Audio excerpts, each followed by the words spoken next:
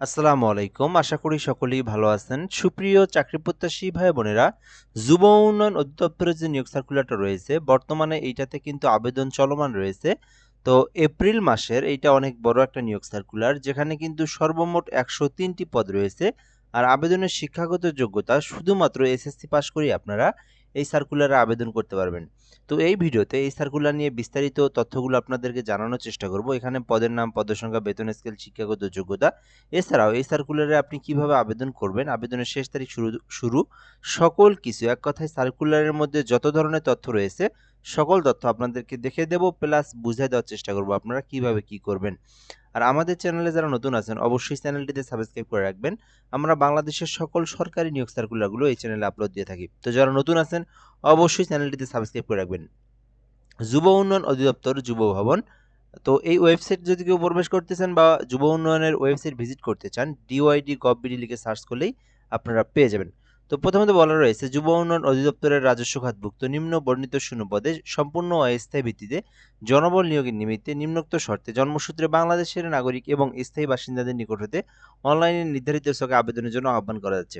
তো এই বেসিক বিষয়টাকে বোঝার চেষ্টা করবেন, অনেকেই এই বিষয়গুলো বোঝে না।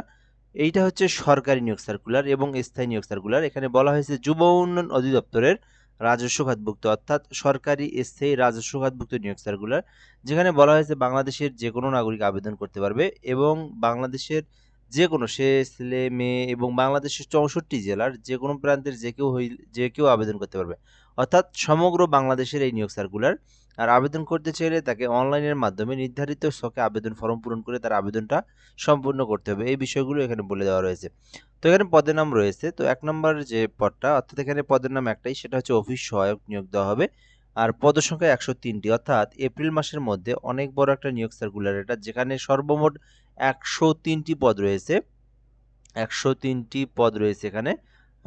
শিক্ষাগত যোগ্যতা চাওয়া হয়েছে যেকোনো স্বীকৃতি বোর্ড হইতে মাধ্যমিক স্কুল সার্টিফিকেট, অর্থাৎ মাধ্যমিক স্কুল সার্টিফিকেট মানে এসএসসি, অর্থাৎ যারা শুধুমাত্র এসএসসি পাস করেছেন। এসএসসি পাস করার পরে সরকারি যেকোনো চাকরি খুঁজে থাকেন, আপনারা কিন্তু এইটাতে আবেদন করতে পারেন। যেখানে এসএসসি পাস করে অফিস সহকারে আবেদন করতে পারবেন। মোট ১০৩টি পদ রয়েছে ২০তম গ্রেডের। তো এই ছিল মূলত বিষয়। তো যারা এসএসসি পাস, এইচএসসি পাশে সরকারি চাকরির আবেদন খুঁজে থাকেন, আপনারা কিন্তু অবশ্যই যুব উন্নয়ন অধিদপ্তরের এই অফিস সহকারে আবেদন করবেন। যেহেতু বড়, মোটামুটি অনেক বড় একটা নিয়োগ সার্কুলার, বর্তমানে আবেদনটা চলমান রয়েছে। তো এর পরবর্তী স্টেপগুলো দেখব। এই আবেদন যারা করতে ইচ্ছুক তাদেরকে কি কি করতে হবে এবং কি কি থাকতে হবে। তো প্রথমত বলা হয়েছে এখানে বয়স তার 18 থেকে 32 এর মধ্যে থাকতে হবে, অর্থাৎ আপনার বয়স যদি 18 বছর প্লাস, অর্থাৎ 18 এর নিচে হওয়া যাবে না, 18 বছরের প্লাস, এবং 32 প্লাস হওয়া যাবে না, 32 এর নিচে। 18 থেকে 32 এর মধ্যে যাদের বয়সটা রয়েছে শুধুমাত্র সেই সকল প্রার্থীরা অ্যাপ্লিকেশন করতে পারবে।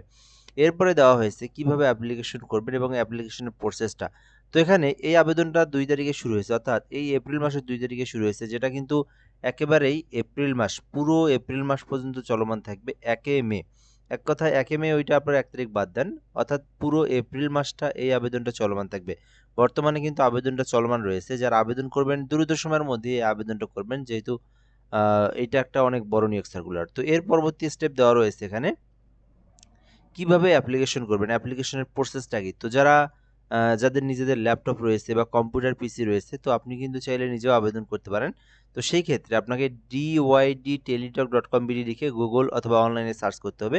সেখানে একটা ফর্ম পাবেন। ওই ফর্মে আপনার সকল পার্সোনাল তথ্য, এডুকেশনাল কোয়ালিফিকেশন, একটা ছবি, স্বাক্ষর, এগুলো সকল কিছু আপনাকে সুন্দরভাবে ফটোশপের মাধ্যমে সাইজ করে নিয়ে আপনাকে আপলোড করে আপনার মানে আপনার আবেদনটা সম্পূর্ণ করতে হবে, সাবমিট দিতে হবে, ঠিক আছে?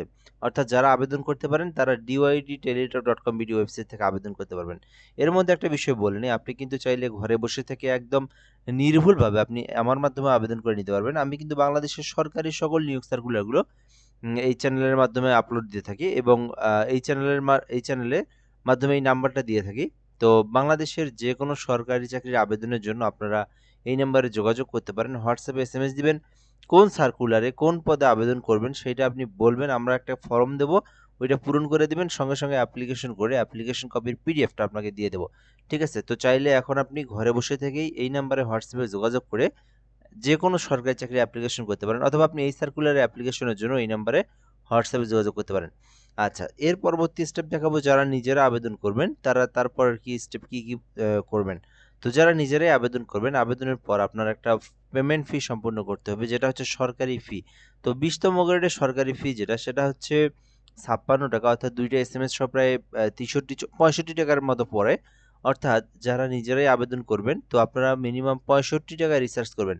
এখানে 65 টাকা রিচার্জ করে আপনারা সম্পূর্ণ ফিটা পরিশোধ করতে পারবেন। এখানে 56 টাকা দেওয়া রয়েছে। টেলিটক দিয়ে 2টা এসএমএস করতে হয়, যেখানে আপনার আরও 6 টাকা কেটে নেয়। তো আপনারা প্রথম এসএমএসে লিখবেন ডিওআইডি, লিখে আপনারা একটা স্পেস দিবেন, তারপরে ইউজার আইডি লিখবেন, তারপরে টেলিটক সিমের যে নাম্বার রয়েছে 16342 নাম্বার, এই নাম্বারে সেন্ড করে দিবেন। সেন্ড করে দিলে একটা পিন নাম্বার দেওয়া হবে। পরবর্তী এসএমএসে আবার লিখবেন ডিওআইডি, লিখে ইয়েস লিখে পিন নাম্বার লিখে 16342 নাম্বার সেন্ড করে দিলে আপনার পেমেন্টটা কিন্তু সাকসেসফুলি সম্পূর্ণ হয়ে যাবে। তো যাই হোক, এই পর্যন্তই আজকের ভিডিও, আজকের বিস্তারিত তথ্য। যারা আবেদন করবেন এই যে যুব উন্নয়ন অধিদপ্তরের নিয়োগ সার্কুলারটাতে, আপনারা আবেদন করতে পারবেন। বর্তমানে আবেদনটা চলমান রয়েছে। এটা কিন্তু সরকারি স্থায়ী একটা নিয়োগ সার্কুলার, যেটা হচ্ছে যুব উন্নয়ন অধিদপ্তরের নিয়োগ সার্কুলার। তো এই পর্যন্তই আজকের সার্কুলার সম্পর্কে বিস্তারিত তথ্য। এর পরবর্তী স্টেপে আবার যে নতুন নতুন সার্কুলারগুলো রয়েছে, সবার আগে জানতে আমাদের চ্যানেলে সাবস্ক্রাইব করে রাখবেন, এবং এই সার্কুলার নিয়ে কোনো কিছু জানার থাকলে কমেন্টে বলে যেতে পারেন। ইনশাল্লাহ আমরা রিপ্লাই দেওয়ার চেষ্টা করব এবং আপনাদেরকে জানিয়ে দেব। ধন্যবাদ, ভালো থাকবেন। আসসালামু আলাইকুম।